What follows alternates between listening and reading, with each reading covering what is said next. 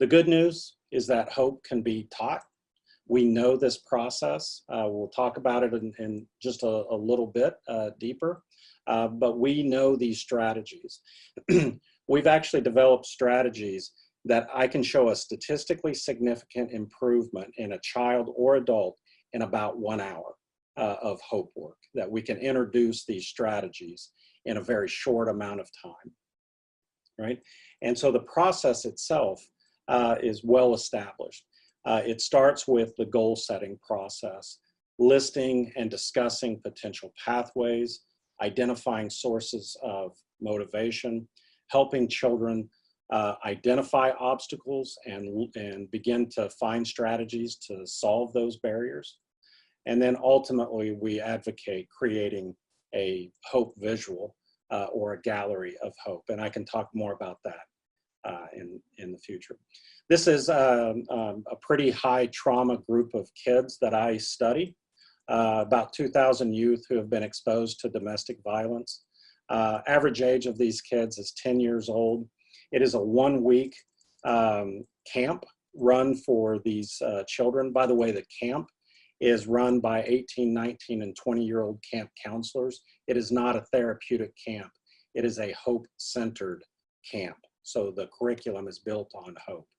And we measure hope 30 days before the last day of camp and 30 days after.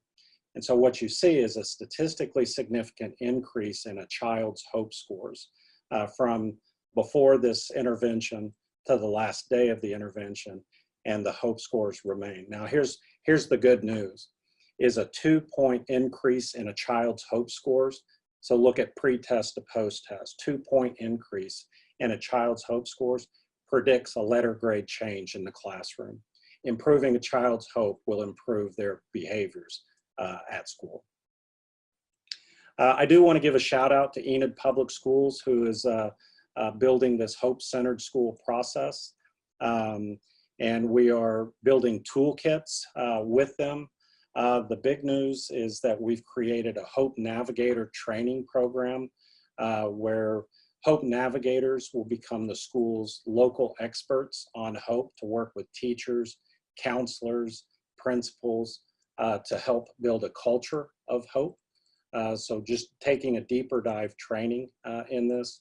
What we've learned in other research is that schools where children have higher hope scores have significantly lower chronic absences, better grades, better graduation rates, better attendance, I think I said. And by the way, a child's hope score is a better predictor of first-year college performance than the SAT, ACT, or high school GPA. So again, nurturing hope benefits a child's life. I'm going to just show a couple slides and then I'm going to rush on so that Carl can talk and we'll have a little bit of time for Q&A. But I want to show you what we found on hope and its impact on teachers, counselors, and staff at schools.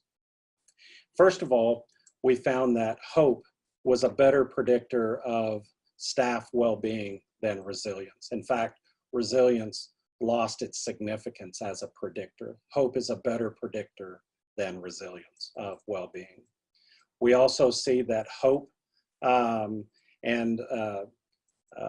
the way, POS doesn't mean what you think it means. It's perceived organizational support. But we see that hope is a significant buffer to burnout, which then reduces turnover.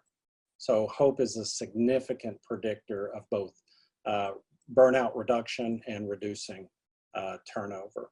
When we look at goal attainment, individual hope and burnout are significant predictors. But when we look at school burnout, the significant predictor becomes collective hope. And so that's what we're doing at Enid Public Schools, is how to build a culture of hope in a school.